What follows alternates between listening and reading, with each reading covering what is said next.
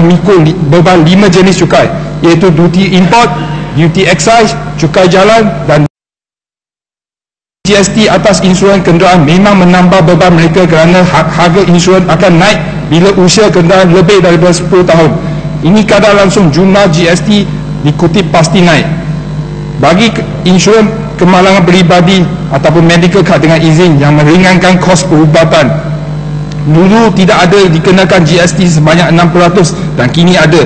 Saya ingin tahu, jika pemilik pelan insurans tersebut lagi dibebankan cukai dan membiarkan pelan tersebut luput, adakah pihak hospital kerajaan bersedia untuk menampung lebih banyak pesakit ataupun bangsa-bangsa cedera yang sepatutnya ada sedikit kemampuan untuk memilih ke hospital swasta? Semasa kerajaan cuba menandatangani masalah kesesakan hospital ataupun di klinik kesihatan kerajaan milik kerajaan, masalah kekurangan doktor dan jururawat serta kos ubat yang makin tinggi harganya, mengenakan GST atas medical card ini seolah-olah membantutkan sumbangan kad tersebut bagi meringankan bebanan kerajaan. Begitu juga dengan pekeso, adakah mampu menampung lebih banyak tuntutan kemalangan semasa bekerja ataupun pergi ke kerja, sedangkan dahulu banyak bebanan yang telah diringankan atas sebab pekerja-pekerja masing-masing ada memiliki pelan insurans kemalangan diri. Tuan Timbalan yang Ditua, dalam usaha kerajaan memupuk budaya membaca di kalangan masyarakat untuk membina minda yang sihat dan cerdik, saya tidak faham kenapa majalah boleh dikategorikan sebagai bahan bukan bacaan dan dikenakan GST sebanyak 6%. Bolehkah pihak kastam beri penjelasan ataupun pihak kerajaan berikan penjelasan yang sama jika majalah yang tidak boleh dibaca? Apakah jenis majalah tersebut? Kertas majalah untuk balut bawang ataupun halau nyamuk ataupun lalat, ataupun majalah yang hanya ada gambar ataupun kertas kosong? Semua ini tidak masuk akal dan surat khabar yang sepatutnya tidak dikenakan GST. Hari ini saya nampak contoh di laman web ataupun di kawan atau menerusi WhatsApp atau WeChat, wujudnya kekeliruan dalam pasaran bahawa kedai di 7-Eleven senaskah The Star ada menunjukkan jumlah GST adalah 7 sen, walaupun akhir bil 7 sen ini tidak dimasukkan dalam jumlah bayaran, tetapi bil ada tertera GST 7 sen akan mengelirukan pengguna. Tuan Timbalan yang betul, satu lagi isu parking kupon dengan izin dalam negeri. Saya ingin tahu apakah pendirian kerajaan negeri atas 15 PBT berkenaan dengan GST. Di MBI, parking kupon GST ini diserap oleh pihak MBI atau kerajaan, tetapi tidak bagi MPT atau Majlis Perbankan Taiping ataupun Majlis Perbankan MPKK, Majlis Perbankan Kuala Kangsar pula tidak. Manakala untuk PAS, letak kenderaan bulanan, petak khas, petak kosongkan, petak sementara serta sewa ruangan di pasar ataupun medan selera pula dikenakan GST. Saya mahukan penjelasan mengapa GST PAS bulanan ada tetapi PAS kupon pula PAS bulanan ada tetapi PAS kupon pula tidak ada. Dan saya cadangkan PBT serapkan semua GST agar ini GST ini tidak membebankan rakyat walaupun nilainya adalah kecil. Jikalau di tiap-tiap bulan kita guna, dia ada satu jumlah yang setiap tahun ada jumlah yang begitu banyak. Tuan yang dibetul, dengan saya ingin sentuh kepada isu banjir pula sekarang. Isu banjir dan isu banjir kilat dilanda oleh negara kita termasuk negeri kita pada akhir tahun hingga awal tahun ini. Saya menyeru Jabatan Saliran dan Pengairan Perak, Jabatan Kerja Raya JKR serta PBT bersama mengambil langkah-langkah lebih proaktif bagi melancarkan projek-projek menambahkan kedalaman dasar sungai, menaik taraf longkang-longkang yang mampu menampung isi padu air yang lebih banyak serta membaiki longkang yang rosak dan sentiasa membersihkan sungai-sungai seperti dikatakan oleh Setiawan tadi, dan membersihkan longkang yang penuh dengan sampah. Dalam kawasan saya, walaupun merupakan pusat bandar tetapi tidak dapat elakkan berlakunya banjir kilat di Taman Kampak, iaitu di Jalan Soh Siong Pek, di Jalan Rose dan Jalan Yong Kim Seng. Dan di taman yang sama, walaupun ada longkang yang besar tetapi disebabkan oleh Sungai Pinji dan Sungai Kintak sudah lama tidak ditambah kedalamannya serta kotor, maka air longkang melimpah keluar hingga banjir kilat berlaku dan menyebabkan air masuk ke rumah. Perkara ini adalah menyusahkan penduduk di sana kerana mereka berpenat untuk bersihkan rumah mereka, air kotor tersebut. Perkara ini telah berlaku sekian lama di kawasan saya ini. Saya berharap Majlis Bandar Ipoh serta Jabatan Saliran dan Pengairan akan menyelesaikan masalah ini agar banjir kilat tidak membelenggu penduduk di sana. Dan Duli Yang Maha Mulia Sultan Perak semalam ada menyebut bahawa banjir adalah bencana berulang dan membawa kesusahan kepada penduduk terjejas termasuk kerajaan serta kemusahan harta benda awan dan persendirian. Maka saya berharap pihak kerajaan prihatin atas perkara ini, tidak kira banjir besar ke ataupun banjir kilat. Tuan Timbalan yang ditua, dalam kempen memerangi demam denggi, banyak kawasan saya telah dikategorikan dengan zon demam denggi. Dan menerusi pemerhatian saya bersama penduduk setempat, kesimpulan yang saya dapat adalah banyak kawasan tanah lapang, rumah, kedai dan kilang-kilang yang dibiar tumbuh lalang oleh pihak kerajaan dan persendirian, serta rumput yang dipotong oleh kontraktor yang tidak disapu dan dikutip seperti dicatat dalam kontrak. Akhirnya rumput tersebut ditiup masuk ke dalam longkang.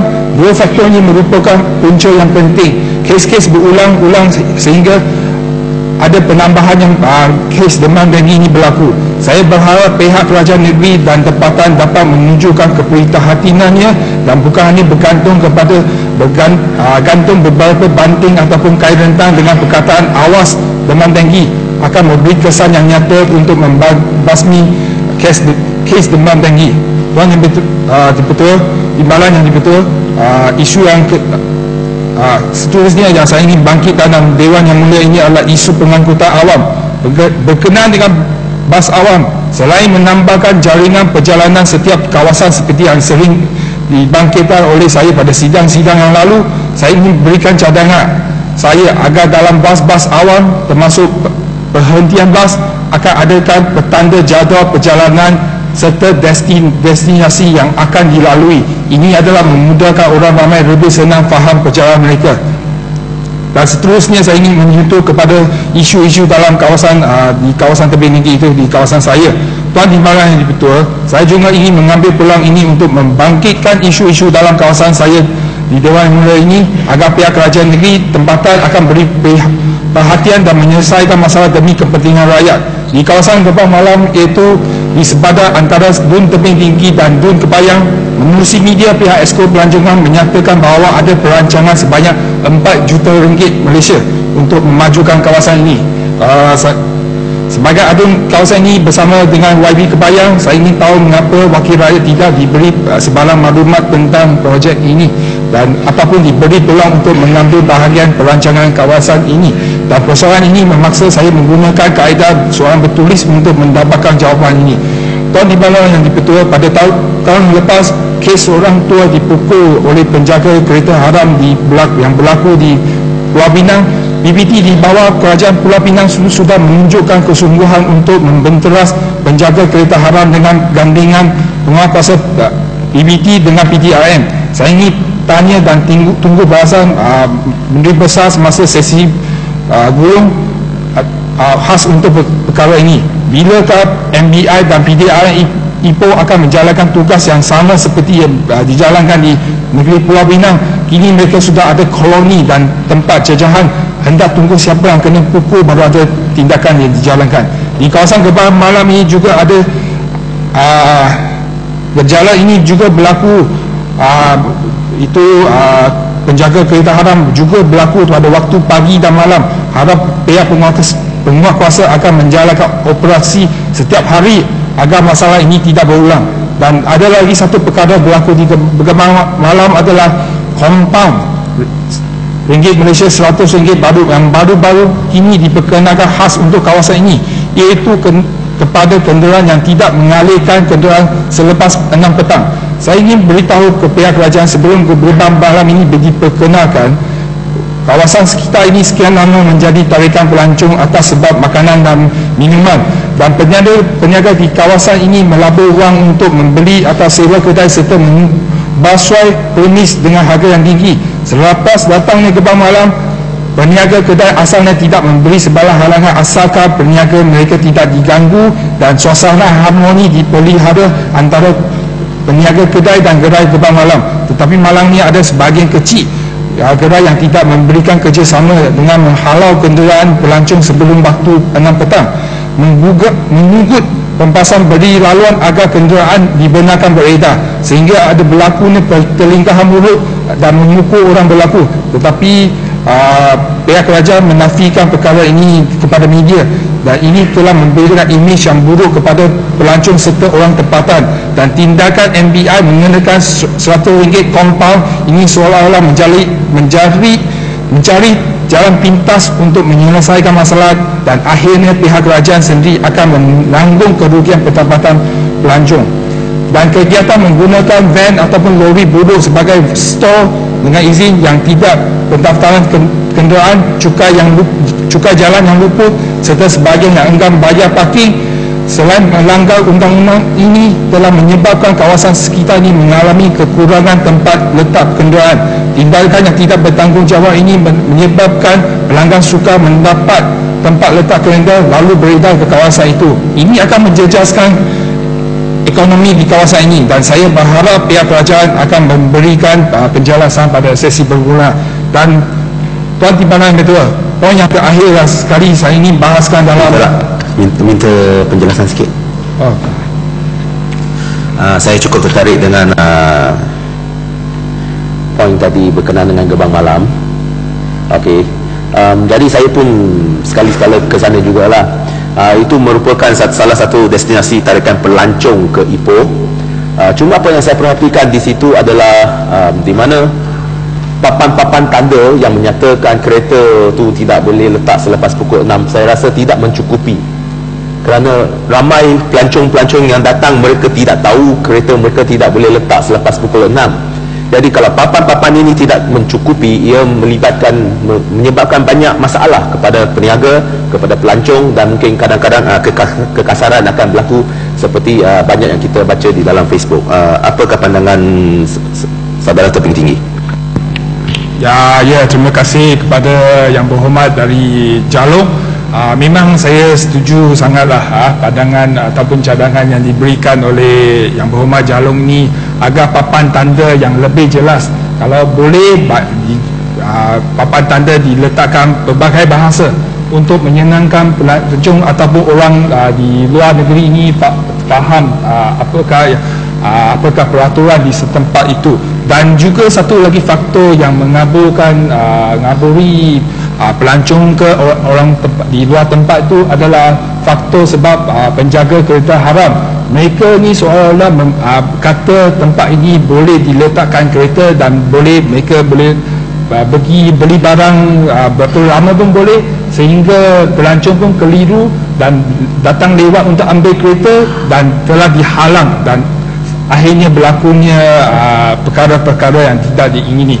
Jadi saya berharaplah kepada MBI ataupun pihak polis ke mana-mana pihak yang berkuasa berikan sebanyak keprihatinan atas perkara ini, agar kita sesama sendiri, kita pun tidak mau ganggu mana-mana pihak. Kita mau jaga kepentingan perniagaan dari kedai ataupun peniaga daripada gerai-gerai. Kita pun sesama mau suasana harmoni, boleh cari makan, terutama sekali suasana GST ni memang sengsara. Kita mau sales mereka tidak terjejas dengan izin. Okey, Tuan Timbalan Ketua, poin yang terakhir sekali yang ingin bahaskan tentang itu ancaman AS. Dulu ancaman ini lebih ketara di negara Asia Barat. Kini ancaman memula secara pantas sehingga di negara ini, sehingga ada pengikut setia. Dengan adanya pengikut setia ataupun baru, melihat banyak mangsa-mangsa yang tidak berdosa dibunuh secara kejam dan disiarkan secara umum dengan propaganda yang berunsur jahat. Selain institusi keluarga yang memainkan peranan penting, amat penting bagi menjaga ahli keluarga sihat dari segi fizikal dan mental, saya berharap Polis Diraja Malaysia meletakkan keutamaan atas isu ini demi menjaga keamanan negara serta rakyatnya, dan bukannya memberikan tumpuan kepada akaun Twitter ahli-ahli politik, para aktivis ataupun media-media yang tidak berpendirian sama dengan pihak kerajaan. Saya berharap pihak PDRM akan berikan fokus kepada ini agar demi menjaga negara, rakyat-rakyat kita. Itu sajalah bahas saya pada petang ini. Sekian, terima kasih.